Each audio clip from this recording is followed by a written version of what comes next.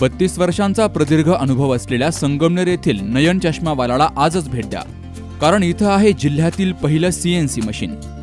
या मशीनद्वारे चष्मा फिटिंग, लहान मुलांची स्क्रीन व्हिजनद्वारे डोळे तपासणी, डोळ्यांचे अचूक मोजमाप करणारे मशीन जिल्ह्यात प्रथमच, तर चष्मा स्ट्रेस चेक करण्याचं महाराष्ट्रातील पहिलं मशीन.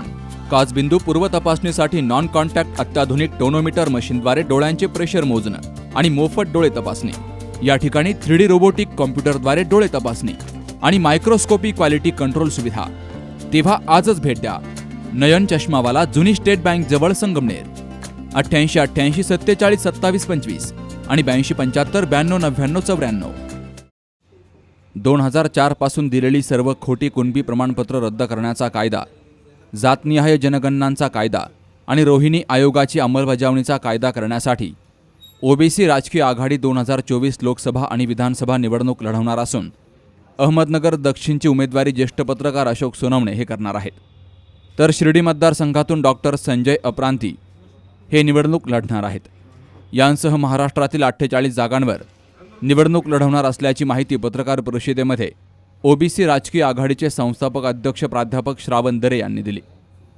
महाराष्ट्रातल्या ओबीसी समाजाचं 27% आरक्षण हे जवळपास नष्ट झालेलं आहे, कारण प्रत्येक मराठा माणसाच्या घरामध्ये खोटं कुणबी प्रमाणपत्र पोहोचलेलं आहे आणि त्यामुळे हे खोटे कुणबी प्रमाणपत्र धारक असलेले मराठी हे खोटे ओबीसी बनून महाराष्ट्रातल्या 27% ओबीसींचं 27% आरक्षण फस्त करणार आहेत आणि खऱ्या ओबीसीला शिपायाची सुद्धा नोकरी मिळू देणार नाहीत.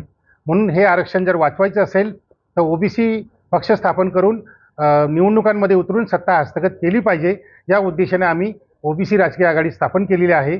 या निवडणुकीत आम्ही यासोबतच रोहिणी आयोगाच्या अंमलबजावणीचा मुद्दा आम्ही घेतलेला आहे. त्यानंतर स्वामीनाथन आयोगाच्या अहवालाच्या अंमलबजावणीसाठी आम्ही प्रयत्न करणार आहोत शेतकऱ्यांसाठी. त्यानंतर आतापर्यंत जे कामगारांचे कायदे झालेले आहेत, अन्याय करणारे कायदे, ते सगळे कायदे नष्ट करून त्यांच्यासाठी पूरक असे कायदे करणारे आम्ही त्यासाठी प्रयत्न करणार आहोत. आणि 2024च्या या निवडणुकांसाठी आम्ही पहिली यादी 17 उमेदवारांची जाहीर केलेली आहे. दुसरी यादी आम्ही लवकरच जाहीर करणार आहोत. याच्यामध्ये सर्वात महत्त्वाचा मुद्दा जात न्याय जनगणनेचा सुद्धा आहे, तोही आम्ही याच्यामध्ये घेतलेला आहे. आणि खोटे कुणबी प्रमाणपत्र रद्द करण्याचा कायदा आम्ही करणार आहोत. त्यामुळे ओबीसींचं आरक्षण जे नष्ट झालेलं आहे ते ओबीसींना पुन्हा परत मिळेल.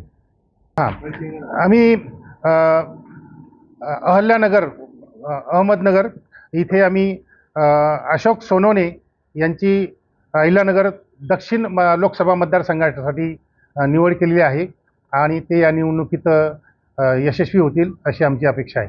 मी शिर्डी लोकसभा मतदारसंघातून निवडणूक लढवायला तयार झालेलो आहे. माननीय देवरे साहेबांनी स्थापन केलेल्या ओबीसी राजकीय आघाडी या पक्षातर्फे आणि शिर्डी मतदारसंघ यासाठी की ज्यामध्ये 6 विधानसभेचे मतदारसंघ आहेत आणि आपल्याला माहिती आहे की त्यातून दिग्गज निवडून गेलेले आहेत. एक मतदारसंघ शेड्यूल्ड ट्राईबचा आहे अकोले, तर श्रीरामपूर जो आहे तो शेड्यूल्ड कास्टचा आहे. उरलेले खुल्या वर्गाचे मतदारसंघ आहे, ज्यातून राधाकृष्ण विखे पाटील, शंकरराव गडाख, आशुतोष काळे, बाळासाहेब थोरात वगैरे दिग्गज निवडून गेलेले आहेत.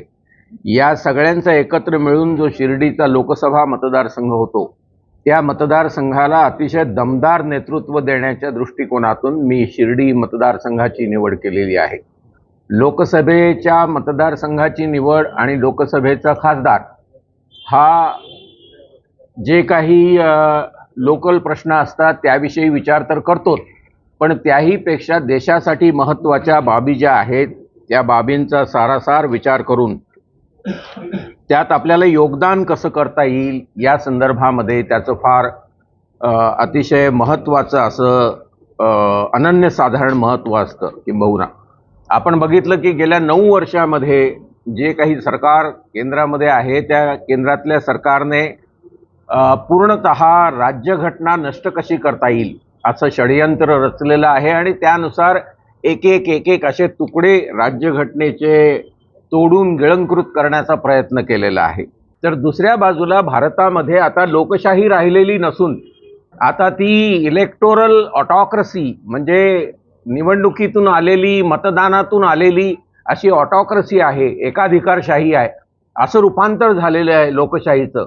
त्याची पुनर्स्थापना करण्यासाठी सगळ्यात जास्त जनसमुदाय जो देशामध्ये ओबीसींचा आहे, त्या ओबीसींना मी स्वतःचा मोठा भाऊ मानतो आणि त्यामुळे अनुसूचित जाती राखीव या मतदारसंघातून, शिर्डीच्या मतदारसंघातून मी प्रतिनिधित्व करण्याचा निर्णय घेतलेला आहे. महाराष्ट्रामध्ये ज्या पद्धतीनं राजकारणाच्या भूमिका आपण गेली 1 वर्षापासून पाहतो आहोत, अनेक पक्ष फोडून, अनेकांना खोक्याची भाषा करून, खोक्यामध्ये जनतेला विकणारे आमदार, खोक्यामध्ये जनतेला विकणारे लोकप्रतिनिधी यांचा जो प्रवास चालू आहे, हा जनतेला फसवण्याचा प्रकार या महाराष्ट्रामध्ये शिवसेना, भाजप, राष्ट्रवादी आणि काँग्रेस या सर्वांनी केलेला आहे. म्हणजे या देशामध्ये आणि या राज्यामध्ये मतदारांनी दिलेल्या मताची किंमत ही काय यांनी शून्य ठरवली का? त्या यांच्या स्वार्थासाठी, ईडीच्या चौकशांना मिटवण्यासाठी, 70,000 कोटीचा घोटाळा मिटवण्यासाठी, आमदारांनी, खासदारांनी लोकांच्या जमिनीवर घेतलेले ताबे मिटवण्यासाठी किंवा ईडीच्या चौकशा मिटवण्यासाठी हे सर्व लोक भाजपबरोबर, सत्तेबरोबर गेलेत की काय, असा प्रश्न करतो. आता काही आमदारांची वाक्य मध्यंतरी प्रकाशित झाले, काय डोंगर, काय झाडी, काय हवा आणि जनतेचं काय? त्या मतदारसंघातल्या जनतेने तुम्हाला विश्वासानं निवडून दिलं, त्यांच्या पाठीत खंजीर खुपसण्याचं काम सध्याचे सत्ताधारी करत आहेत आणि विरोधक पण करत आहेत. या नगर दक्षिण मतदारसंघाचा इतिहास पाहता आजोबा, बाप, आई, मुलगा यांची जिल्हा परिषद, यांची पंचायत समिती, यांचाच कारखाना, यांच्या सोसायट्या, यांच्या शिक्षण संस्था, बाकीचे लोक या नगर दक्षिणमधले काही नामर्द आहेत का? आमच्या दक्षिणच्या मतदारसंघामध्ये त्यांच्याच मतावर निवडून येऊन त्यांच्याशी दुभाषी करणारे, त्यांना फसवणारे 3-3, 4-4 पिढ्याचा इतिहास जर होत असेल तर या 3 पिढ्याला मातीत घालण्यासाठी खऱ्या अर्थानं मी उभा राहणार आहे. यावेळी पत्रकार अशोक सोनवणे, ज्ञानदेव चव्हाण, महादेव झंगे, केशव निंबाळकर, अशोक शिंदे, श्रीहरी भुजबळ, निकेश राठोड, मुबारक नदाब यांसह उमेदवारांची उपस्थिती होती. Shubham Pacharne, C news Marathi, Ahmednagar. दादा, अरे 7 दिवसावर आले लग्न, सगळी तयारी झाली, पण फर्निचरचं काय? गृहवस्तू भांडार 10 ठिकाणी फिरण्यापेक्षा आपल्याला हव्या असलेल्या वस्तूंच्या हजारो व्हरायटीज एकाच ठिकाणी पाहायला मिळतात, फक्त गृहवस्तू भांडार मध्ये.